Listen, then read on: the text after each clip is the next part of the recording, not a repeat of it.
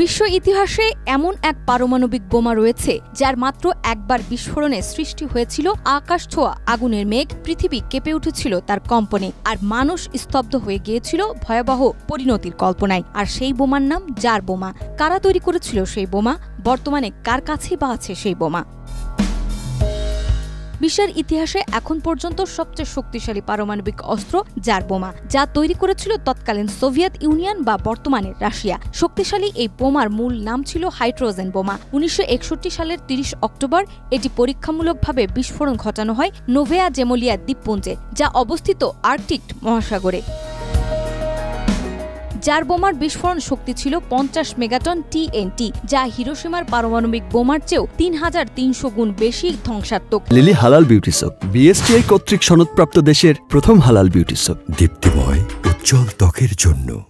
বিস্ফোরণে যে আগুনের মেঘ উঠেছিল তার উচ্চতা ছিল 160 কিলোমিটার। এটি উচ্চতায় উঁচু ছিল যে মহাকাশ থেকেও দেখা গিয়েছিল। বিস্ফোরণের আলো 1000 কিলোমিটার দূর থেকেও দৃশ্যমান ছিল। এমনকি শক ওয়েভ পৃথিবীকে 3 বার ঘুরে ফিরে এসেছিল।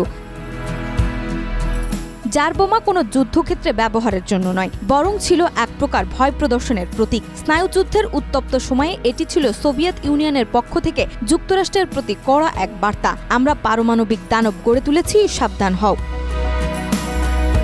এই দৈত্যাকৃতির বোমা সামরিকভাবে আর ব্যবহারযোগ্য নয়। প্রায় 27 টন ওজন ও বিমানের অতি সীমিত বহন ক্ষমতার কারণে এর ব্যবহার অত্যন্ত কঠিন। সোভিয়েত ইউনিয়ন মাত্র 2টি জার বোমা তৈরি করেছিল, যার একটি পরীক্ষামূলকভাবে বিস্ফোরণে চিরস্মরণীয় হয়ে আছে। জার বোমা ছিল মূলত এক প্রোপাগান্ডা বোমা, পারমাণবিক শক্তির চূড়ান্ত রূপ, যা কেবল একবার বিস্ফোরণ হয়ে ইতিহাস হয়ে গেছে। এখন পর্যন্ত তার ধারের কাছে কোনো পারমাণবিক অস্ত্র পৌঁছাতে পারেনি। এটাই ছিল বিশ্বের সবচেয়ে ভয়ঙ্কর এবং শক্তিশালী বোমা, যার ছায়া আজও ইতিহাসের পাতায় আঁচড় কেটে রেখেছে। নাজনাজমা, মাই টিভি।